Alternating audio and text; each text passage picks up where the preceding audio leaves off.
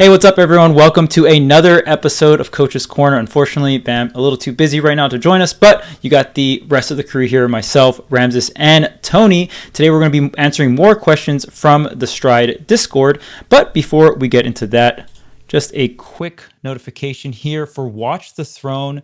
Make sure to check out all these amazing players. We got this amazing tournament, just a summit-like invitational. So succeeding summit because they are no longer doing events, and we still want those invitational type events that are great for the community. You can check everything out at start.gg/Watch the Throne. There is a bunch of stretch goals as well, and you can also find Smash University merch. So there's a beautiful crew neck and also a polo, which is actually selling really well. It's one of the best-selling items, so make sure to check that out. And we're going to get right into the questions. No more waiting. So, Ramses, what's the first question on the cutting block? Okay, we're starting off with a banger. Do you guys believe that pure Fundies characters like Wolf, Lucina, and Palutena will eventually disappear from Ultimate's meta as it continues to progress? What do you think, Charles?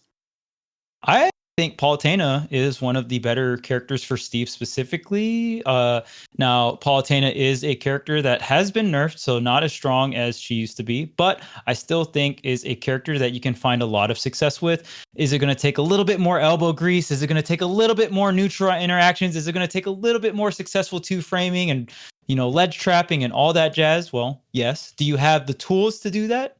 Absolutely. But it's definitely not a character where it's like, okay, one neutral interaction, million damage into like one scenario, get the KO, right? But you have a lot of great things, a lot of tools, and you also invalidate a lot of the lower to mid tier characters as well. So I just think these fundamental characters, I would put them in the toolbox top tier category alongside of like characters like Wolf or Lucina, where you have above average tools amongst like a lot of different stats. It's either average or above average. And if you are a very strong player, you will find success. And when I say very strong player, I mean, I'm going to more so say well-rounded player. So I think that's where like fundamentals come into play. Have characters like Wolf fallen off? Yes, I think Wolf has kind of fallen off. I think Wolf is actually harder than Fox, and it's like it's hard because Wolf. It's weird because Wolf has like really tight windows for combos. So like optimized Wolf, I think is really really strong. Are there a bunch of like frame 1 to frame 2 combo windows that you have to execute on and like be able to react on those frame to 1 to 2 window on reaction for these certain combos on specific DIs to like get the flash combo and stuff like that? Yes. So it's weird because I think Wolf is slowly turning into like, yeah, you're this toolbox character, but you also have to optimize his offense for Wolf to stay relevant in the meta. So, but I do think those kinds of characters can find success. It's going to take a little bit more work, and it's going to take more experienced players usually to do that. And we're still seeing Palutena do very well. Like Chase and Luis are still doing well. They're not getting a cola results or anything like that, but they are. It's still a very meta relevant. Like there's still relevance within the character. And if you don't know how to fight Palutena, you are going to get shit on in a tournament. I think that's a fair point to say. What do you think, Tony? I think that Lucina pulls mid-tier results until she's sitting down at Summit with Proto and is now the best player on the planet.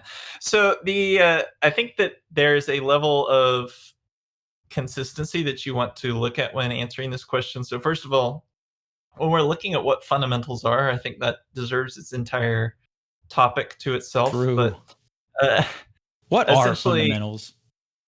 I think what most people think of the Fundies characters are, like you mentioned, these generally powerful characters who just have generic good stuff. And so there's nothing particularly specialized about them. They're usually fairly dynamic. They can play to multiple strengths. There's no single way to play them, and they tend to be relatively complex. So I think that to reframe this, the way I'm parsing the question would be, do exceptionally complex characters have potential as the game continues, or specifically complex execution? Because a more complex character would be something like Pac-Man, and I don't think anybody's doubting that Pac-Man is going to be a relevant character for years to come, just because that character is such a powerful knowledge check and the complexity is actually in Pac-Man's favor. But about characters like Palu and Wolf isn't usually how you answer them. It's how you execute them. And so it's generally putting the onus on the actual controller of the complex character here. And so that's the kinds of situation that we're asking, is this going to be sustainable going on? And to put a pin on it, I actually think the skill level of Ultimate players overall is actually still very low relative to what the characters are capable of. And so when I'm hearing this, another way I'm parsing it is it possible to win with hard characters while pretty much everyone on the field is essentially a mid-level player? And my answer to that is yes. Yeah, we still can. I don't think we're seeing these touch of death characters actually get their touch of death consistently. It feels like they are because we make a mental note when we do get touch of death.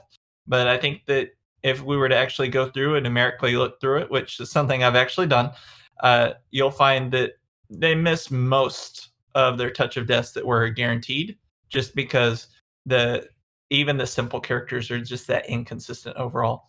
And so essentially every single game of Smash, with some exceptions, that we're seeing are basically pickup games where everybody's dropping their inputs, everybody's making a lot of mistakes. And so it's just a matter of who's playing less bad rather than who's playing particularly well a lot of the time. I think that if we were hypothetically moving toward perfectly played games, that characters like Joker would be a lot more tournament relevant than they are currently. Whereas right now he is essentially performing as a high tier, even though I don't think anyone actually thinks of Joker as being an irrelevant character overall. Yeah. My 2 cents. So in terms of defining Fundies, I think we can. The way I like to think about it is like we're all playing towards win conditions, right? And some win conditions are just very related to the character you're playing. Some of them are very much related to just fundamental concepts like stage control, like whiff punishes. These are elements that are present in every single matchup, basically.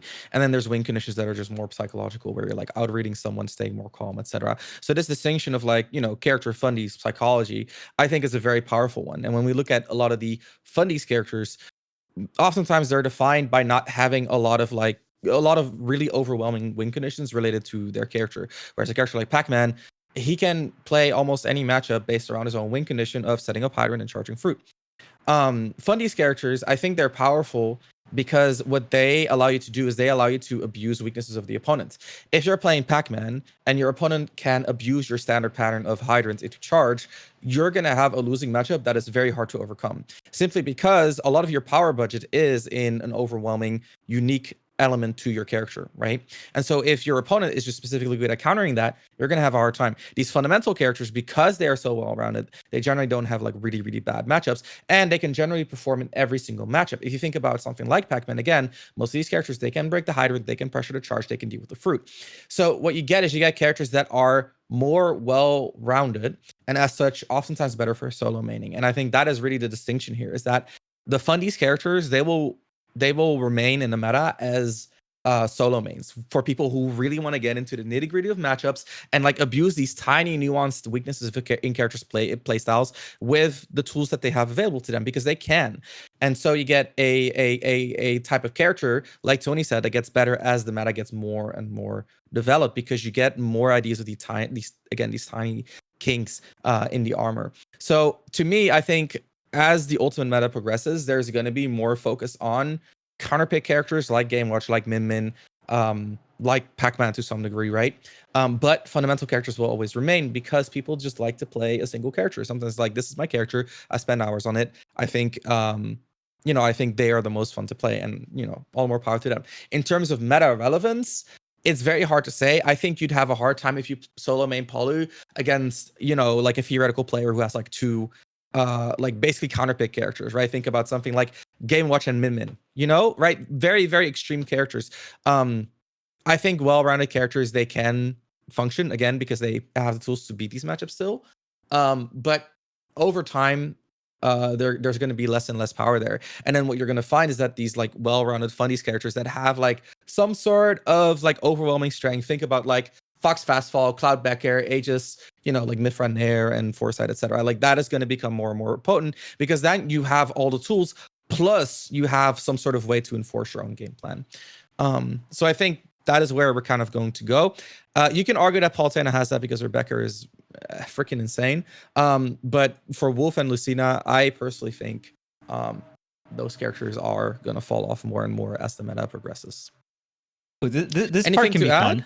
Yeah, Okay. I think this part can be fun because we can go into specific Fundy characters, and this is where I feel like we'll have some disagreements. I think Lucina is a character that I don't want to like. It's hard to say like will stay meta relevant, right? I think Lucina has the tools to be meta relevant. Obviously, Smash is a little fickle because it's not like we're a tier 1 esports like League of Legends where our competitive player base is like millions of players playing ranked or whatever, right? Like it sucks because Smash is an esports that I want to blow up to the point where we have like this huge player base and we really truly get to see the game get pushed to the max, and you know what I mean, and just see like the craziness of the game. But it really kind of right now we're in this like weird in between of like, well, it kind of just depends on which top players play which characters, right? If Proto wasn't playing Lucina, like the opinion on Lucina would just fucking tank.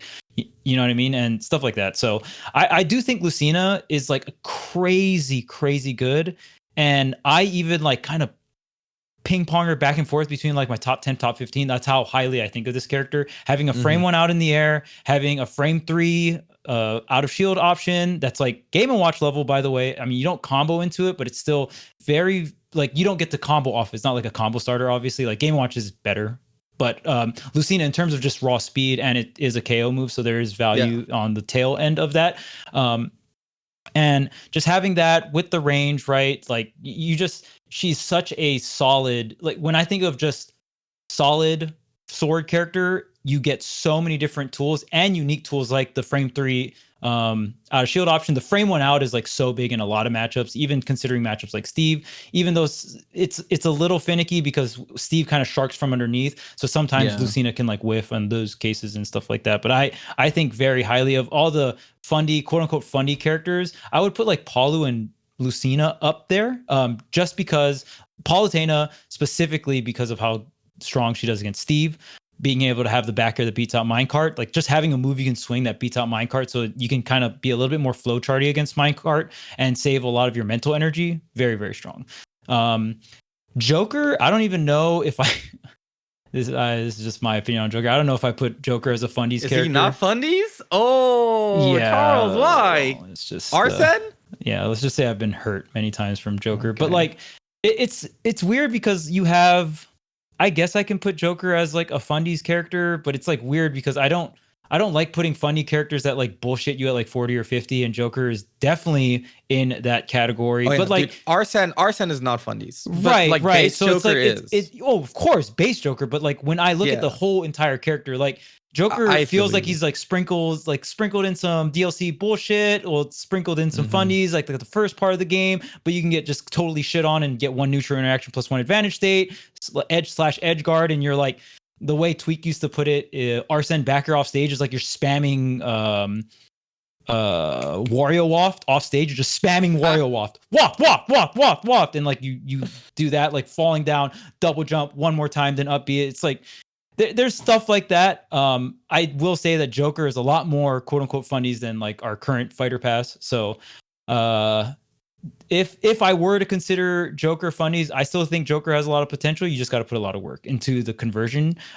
No one is really doing like footstool gun out of shield or just like footstool in general with Joker is really, really powerful. And there's like so much to be optimized with gun in general. So if we do see Joker be relevant, does Joker have the ability to be relevant? And then when I consider all of like the optimized stuff, would I put Joker maybe in like that top 5, top 10? Absolutely. Are players actually going to do it? I don't know. Unless Void gives a fuck about the game and like goes Joker, then past that, probably not. The other, like the best Joker player in the world, not really known as the most technical player, right? And Leo has made it very apparent, like he doesn't really want to dip too much into the technical side. He wants to dip more into like the fundamental side of just like, okay, like positioning, spacing, right? And there's nothing wrong with either playstyle, but I don't know if we'll ever see fully optimized Joker. Is fully optimized Joker good enough to win in the game? Absolutely. But that's if I did put Joker in fundies, quote unquote fundy as a fundy character, then I would have him like very, very high. Is Aegis Fundies then?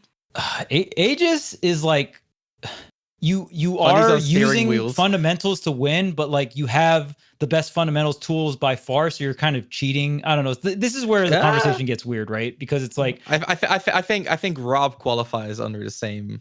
Right, like you're like concepts. when you're hitting skip neutral buttons, like, and that even Fox falls into that category. I'm not even gonna cap, right? Like I think Fox is fundamentals, but like when you have all of these crazy neutral tools, like people like Tweak aren't gonna say that Fox is a fundamental character. Like you have so much blaring advantages in neutral where it's like, oh, I'm above you and like you didn't really have time, so you're forced to shield. Like this advantage is so loaded into your favor, like are you really outfunding me, or you're just like getting a bunch of these advantages that are like so loaded into your favor? How the fuck did you not win? Right? Like same thing with Mithra. So, and even like characters like Pikachu that get so much chances to play neutral because of quick attack, right? Like I think Pikachu is not like he's Fundies, but I wouldn't call him like a Fundies character. You know right, what I right, mean? because quick Pikachu, attack and T-Jolts. yeah, like you have Yeah. neutral interactions where it's like, oh, set this up, set play, set this up, set play. Exactly. Oh, let me get this corner carry. Even with SDI, like you can get a corner carry into a very favorable edge guard scenario, right? Like, so I wouldn't put Pikachu into funnies either, but I'm just saying that term is so loose. But if we were to put Joker into the fundamental category, I think he's the best one. And then after that would probably be like Palu / like Lucina. And this is completely like exiting my bias because I would put Fox as fundies, but I understand other people's viewpoints on Fox being kind of similar to Mithra, where neutral is so strong in your favor. Like it is neutral, but like it's so much in your favor. Like, can you really call that fundies? Because you have so much better options than all these other characters, right? Yeah. And that's why I think that when your strength is neutral, even no matter what, even like Game & Watch Fox, which is considered one of Fox's worst matchups, like I still think it's very possible for Fox, even if it's a -2, when your core strength as a character is neutral game, then you'll always have a chance of winning, right? Because no matter what, the game will always start in neutral. Even if the character gets way more out of it than you, like even though Game & Watch gets way more off hits and stuff like that than Fox, like Fox can just play really lame and just eventually get those neutral interactions over and over again that are loaded into his favor when Fox dashes up on you, right? And stuff like that. And there's still a possible way to win. Is it still not in your advantage? Not so much. But when you have a losing matchup and you don't win neutral, that's when it's like, oh fuck, maybe time to switch a character or whatever, right? That's when it gets really rough. That's why I think these characters that are Fundies characters, usually you have strong neutral. So no matter what, you always have an out. But like Ramses said, it's because you have a wider array of options. So because you need a wider array of options, that's why even I said earlier, the more experienced players can make these characters work because you need to play a bunch of different play styles. Now, this up and coming Samus player that's really good at charge shot scenarios, well, they just need to be really good at charge shot scenarios. And like the better Samuses might be able to win matchups like Olimar or other matchups, or maybe some of these rushdown matchups that don't allow that situation as often. But we usually only see the top level Samuses make really long runs when they get favorable matchups anyway, right? And then when they run into shoots on, they cry tears or switch to Incineroar or what have you, right? So it's like, it kind of just depends, because I think it's, if you want the fast track, if you're a newer player and you want a fast track, go ahead, play a Samus, play a Pac-Man, where it's like, okay, I need to do this one strategy really fucking well. And if another character counters this strategy, oh, well, I probably lose. I might like learn how to play that matchup a little bit better or play in those scenarios better. Usually in those scenarios, you just have to take wild fucking guesses and just hope you flip the coin right. That's pretty much it. And then past that, I just play the scenario really well. I put down my hydrant and I play that scenario really well. I put down this and I play that very well. So I think that's the fast track way of playing. If you are trying to play Ultimate long-term wise, I highly recommend playing like a more toolbox character that has a bunch of different options and you get to learn many different parts of the game. That's my like take on like Fundies characters, I guess. Did you have any other like second thoughts, Tony, to add on? I was going to say, I think that the way most people use the vernacular is they're thinking of a Venn diagram in which ways you can play a Smash character are. And then the closer that all of these games overlap, so if you can play the character the same way you would in Brawl, Melee, Smash 4, etc., then that is what most people would consider more of a fundamentals character. Oh, that's a really good way to put it. The way I usually think of it is which part of the game are they cheating at? And because I view every single character as a carry or a tool of some sort to that. Mm-hmm. And so I usually think of when people are describing their Fundies characters as the characters that just carry them through at Go. This is essentially what we're looking at is when Go is on the screen, your character starts off with your carried portion. That's fair. I think, again, for me, I think fundamentals are just like elements that come up like in basically every match, right? So like if you think about Min Arms, the dynamic around Min Arms is exclusive to her. If you think about T-Jolt, it's not exclusive to Pikachu, but there's very few characters that can set up a T-Jolt-esque scenario, right? If you think about Foresight, again, very unique to Mifra. So like when there are these elements that are very like unique to a character, like a Hydrant fruit charge, I think that is where you depart from the funnies. Whereas someone like Ike, he's just doing things that every character can do. You know what I mean? But Spamming falling Fundies, aerial into a follow-up. Exactly. Spamming falling aerial. Roy does the same. Zero Suit as well. It's all always has been. Let's move on. Let's do another question. I think this one is an interesting one coming from coaches, and I would like to hear what you guys think. Should mid-set coaching be allowed? Charles. No, what do you think? No, because it takes too much time. I think the only justification for mid-set coaching is that we can increase the level of play on the screen, which is something that I personally like. Whenever the play is elevated on the screen and we see higher levels of Smash, I like that. That's why I go out of my way, ever since back in the day, especially in Smash 4, I started coaching a lot because I wanted to see the best level of play coming out from very specific players. So I love the game so much that I will sacrifice hours of my life for nothing to see that happen. So that's just something that's a passion I have. Is it worth the time that we lose in logistically to run tournaments and stuff? I do not think it's worth the time. And I've worn many different hats. I'm sure all of us in this call have worn many different hats when it comes to like commentating, TOing, coaching, and stuff like that, right? Being a player. So we have seen many spectrums of the scene, and we understand the ecosystem of the scene. And when you understand the ecosystem of the scene, the mid-set coaching thing is not good. And another thing that I highly value is our player base. We talked about player base earlier. We don't have a very large one, and I would like to change that. So to change something like that, you need to make the experience as a new player. If a new player comes into the scene, it needs to be as welcoming as possible. It needs to be as fun as possible. The access needs to be easy. If I'm a new player and I come in and there's this like dude that already has been playing Smash for 20 years, it's like this 30-year-old dude that just like, holy shit, you're still playing this game? Okay, 30-year-old dude still playing this game. I'm like a 16-year-old high school kid. I come in. This guy already has way more experience than me. He's been playing Smash for over half his life. Holy shit. What the fuck is wrong with this person? And then his homie comes up and tells him all my bad habits. What the fuck? Like that, to me, that seems like so overwhelming in a sense of like, geez, like who's on my side, right? Like you kind of get this sense of like already, if you come to a tournament by yourself, there's already that sense of like, I might not be a part of this, community kind of thing. And I feel like that feeling where someone starts coaching and stuff, and you're like, maybe you don't even know the rules, and you're like, dude, what the fuck is going on? And like, no one feels like they're in your corner. That feels very exclusive. So I think that is another reason why we shouldn't have it. And logistically, it just takes too much time to run tournaments and stuff like that, where it's like, well, hold up, my coach is coming. Oh wait, hold up, my coach is using the bathroom. Oh wait, now I need to use the bathroom. Like, there's already too much bullshit TOs has to deal with. Let's just exit that whole like another layer of bullshit. What are your thoughts, Tony? So I obviously have also worn multiple hats on this, and so I will say I think that this goes toward a piece of FGC discourse that I haven't actually seen return to cycle yet, which is players being floated toward the latter portions of bracket. And so the idea there is that top players are theoretically supposed to make it through their pool anyway, so why are they even showing up to play their qualifier matches? Just float them to the end and then have players who aren't already considered top players fight it out for the last spots in the final bracket. And so the idea behind this is essentially that you can't just have people walk in on the court for an NBA game and just play a pickup team against professional teams. It's generally set aside that you have professional teams in advance.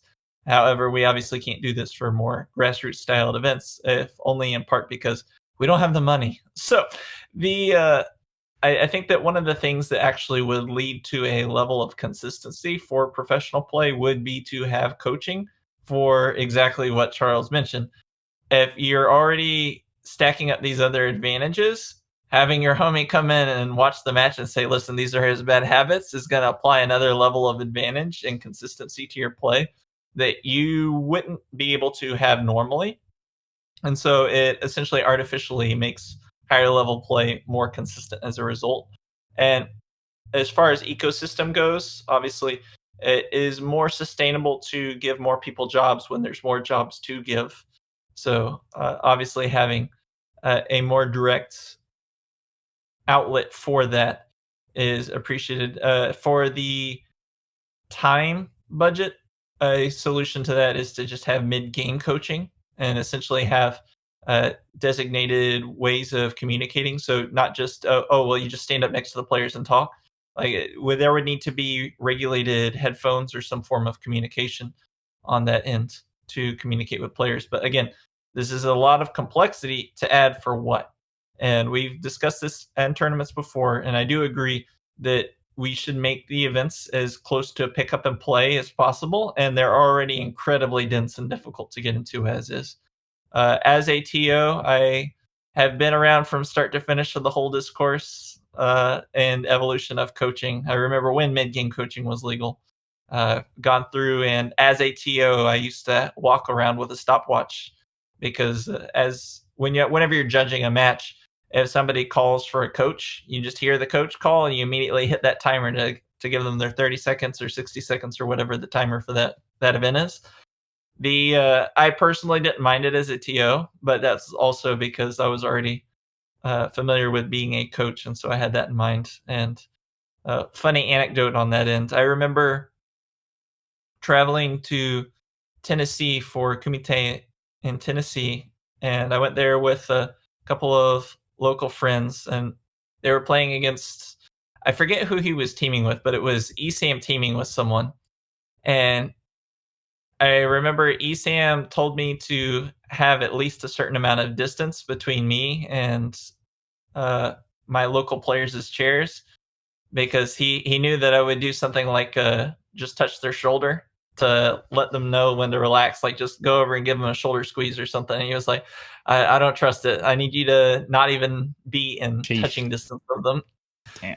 And so that to be fair, I think that's a reasonable expectation. Like there should be player space. You should not be able to interact with players while they're playing the game if it's not in the rules explicitly. So I think that it's important to be definitive on these matters and to be consistent. And so I think this is one of those things where what we're doing is working consistently, and that rocking the boat's probably not the best idea. But I'm also, I do think that it is healthy for the eventual growth of the community and game and its ecosystem to have coaching. So what form that takes, though, is up for debate.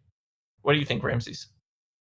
I think the issue of commentary is that it's a bit of a slippery slope once you start, coaching. It's a bit of a slippery slope because once you start allowing mid-set coaching, it's not just about having one coach, right? Like the best player. Like if you're a hungry box and you have money, you want to win, hire 5 coaches. One to focus on the ground game, one to focus on the air game, one to focus on disadvantage, one to focus on neutral, one to give you food and drinks during the game. You know what I mean? Like you get the coach, and then there's the coach, and then there's the coach. You know, like you get a whole. You go to a tournament with a whole entourage, and that's like not what we're looking for. Again, it's a slippery slope. On top of that, I'm just going to say it. I think there's something sexy about 1v1ing, right? Just like you and the opponent in a battle of wits. It's sexy. It's nice. You're outplaying your opponent specifically. Going into a game and losing because the coach caught on to a habit of yours, it just feels bad. It's just like, it feels like you didn't lose to the opponent specifically. So let's stay sexy. Let's just do the 1v1 thing. I outplayed my opponent. No Johns, no outside influences. I think that's really cool. I do think. Okay, so this is a separate thing. What do you guys think for an invitational? Imagine there's like 16 people, 8 people, doesn't even matter, with coaching allowed. Do you guys think that'd be cool or not?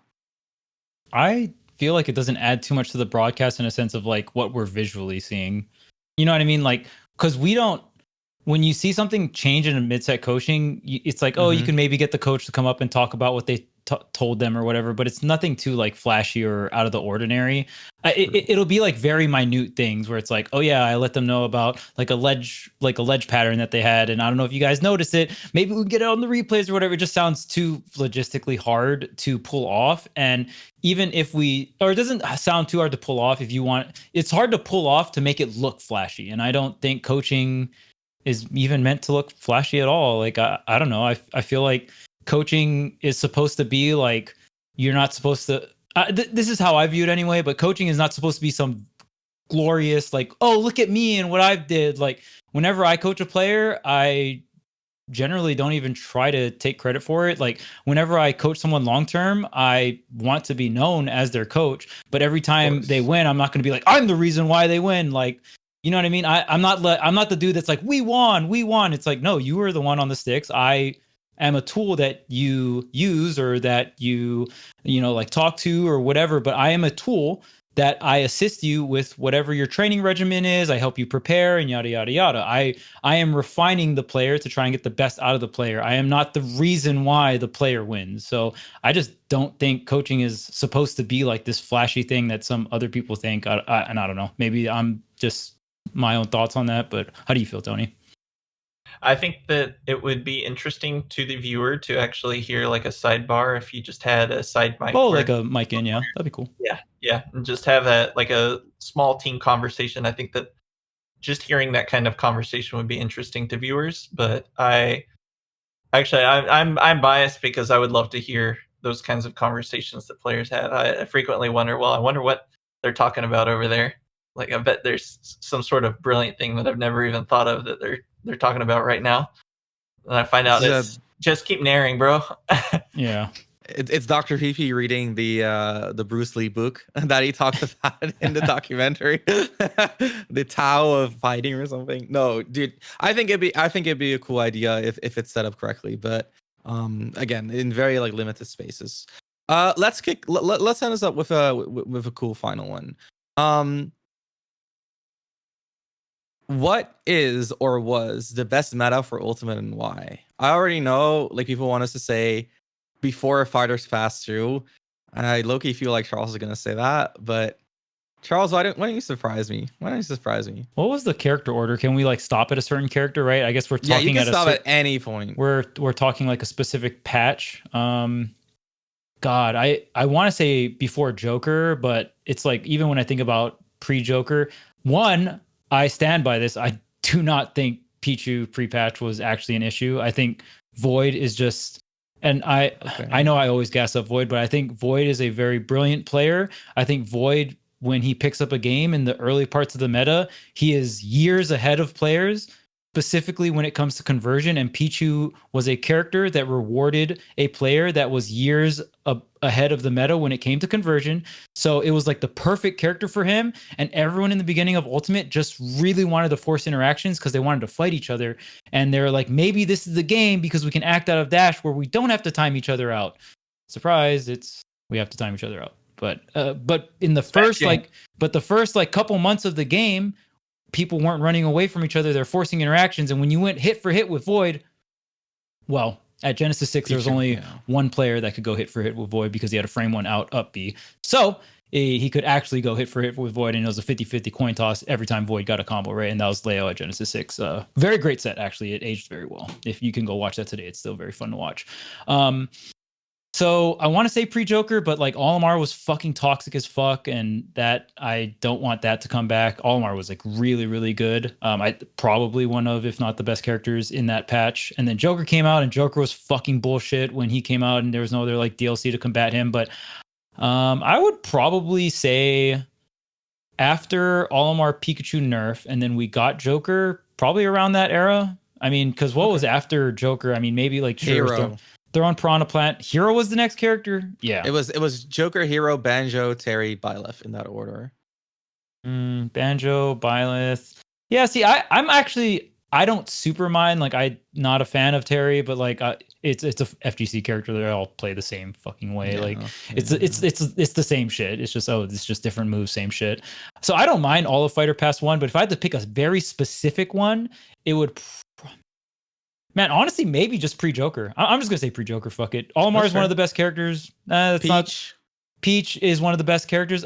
Those characters, I'm not the biggest fan of Olimar, but Olimar kind of like aged like fine wine. Because even when I watch Olimar now, I'm like, man, I kind of appreciate it a little bit more. Maybe because it's the other shit's not as great, but I feel like Olimar kind of aged like fine wine. Maybe pre-patch Olimar would make me rage more, but dude, that up smash was not okay. That up smash was not okay, but falling aerials do shit on up smash. So that was like the one justification. So if you had like if you had like Spacey Nairs, like Wolf or Fox or stuff like that, they were very good against Olimar. Sword characters were really good against Olimar. Like Leo beat Olimar players in the first couple of months with Ike, for God's sake. So pretty fucking hilarious. So I'm gonna lock that one in. Pre-Joker. Fuck all DLC. What about you, Tony? So for me, I tend to think of it as a matter of gameplay cores rather than character cores. So my personal favorite section of Ultimate would be after Backdash was reaching mid-level and around the time that platforms were particularly strong. So this is probably the like Evo tweak era. So yeah, when he was doing the Ivysaur backers on the platform. Yes. Yeah. When the top play was mostly around fighting for control of platforms and only top players could platform pressure well, I would say that that's one of my favorite gameplay periods. For character wise, I think the next part that I would enjoy most would probably be post Sora, which was essentially when majors were starting to become more regular again, and there was a lot of open-ended questions, like just seeing what people had done with the various years of practice and experience that they had, and seeing what they did with it. I remember Ramses and I had a bit of a friendly wager on who was going to fall where and where the chips were going to go on that. Sure. So I'll probably just keep that close to the vest for politeness sake. But we wow, both you just that was for politeness sake. All right, okay, I see how it is. So I really enjoyed seeing people coming out and always feeling like there was something new to discover, new players to discover who had just been putting in effort, but just hadn't made a big enough splash for me to see them. And it felt kind of like rediscovering the entire metagame again. So I would say that was probably the freshest the game has felt since release to me, since just really having the novelty factor of having people pull out things that you thought didn't exist on a place where you felt like you already understood character, and just having your entire perspective of the game reshaped. I've really enjoyed that. And I also, to be fair, am still happy with where the game is and where the game is going. So I'm probably the wrong person to ask that, because I've just been happy with the game for years now. Okay, I'm just gonna clarify this wager. Okay, so this is just the age-old Tony versus Ramses, where Tony's like, they're never gonna learn this, and I'm like, dude, of course they will. Like, it's so broken. Of course they're gonna try to improve, and then they never learn it anyway. Listen, I've been using dial storage, and like people were like, nah, don't use dial storage, it's useless. And now people are. I was like, finally, the community is listening to the future, the vision. But the vision has died, and Tony was correct. People do not learn. They do not care about the Steve zero to deaths. They do not care about the Sora zero to deaths. They do not care about anything. But you know what? I'd rather die a believer than live a doubter. You know what I mean? Anyway, Tony, you're fine. You're fine. You just had to call me out, but here we are. Anyway, for politeness sake, I'm just gonna imply that my favorite meta. It's cheesy as fuck. I think current meta is just really awesome. I know the characters are not fun, and I'm still like super biased. I'll admit that, because my character does well against Min, as well against Steve, and as well against Kazuya. So like all the most toxic new characters, I can kind of, I do decent against, at least. But I just think the meta right now has been the most developed that any modern Smash game meta has been. I feel like in Brawl, a lot of the meta kind of stagnated because of how strong Meta Knight was, and a lot of the development was like more focused on Meta Knight and like just a few characters that could really warp the game. I think for Smash 4, the game died way too early. People were finally platform dropping. It's crazy. Like that meta was hella undeveloped. So in Ultimate, again, Modern Smash, I think Melee meta way more developed than where we're at right now. But even then, like that got a huge jump in the Slippy era, and I think that kind of like bled through to other Smash games as well. So I'm really happy to see that. I think at the end of the day, right, Smash is always just it comes down to RPS situations, and the form that they take might be a little bit more boring now, arguably, right, with Steve and Sonic and Min Min. And if you think that that is true, then I would say, you know, all the more power to you. I cannot decide that for you. I think either way, it kind of comes down to the same core, and that if that core gets more polished, more optimized, I think it's cooler to see. I think you get less knowledge checks, and because of that, you get to the heart of the game and what makes it awesome so much quicker. So I'll be cheesy. I'll say current meta is the coolest meta so far. There we go.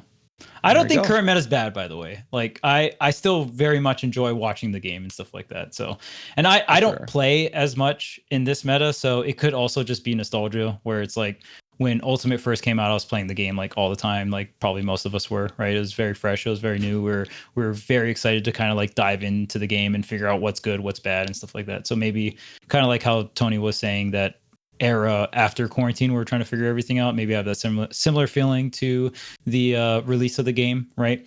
So it's going to be it for us, though. If you have liked the content so far, make sure to like, comment, and subscribe. And if you guys have any more questions, just leave them in the comments below and maybe we'll get to them as well. We're also thinking about setting some kind of comment system or a way to ask questions on Discord. I know we can kind of set up Discord to a point where it's like you can pay $5 a month and then we can have questions being answered, or have a questions channel. Just some way we can set up where we can interact with you guys and maybe get some money and sustainability on the side of Coach's Corner. Let us know if you guys would want something like that. And until next time, class dismissed.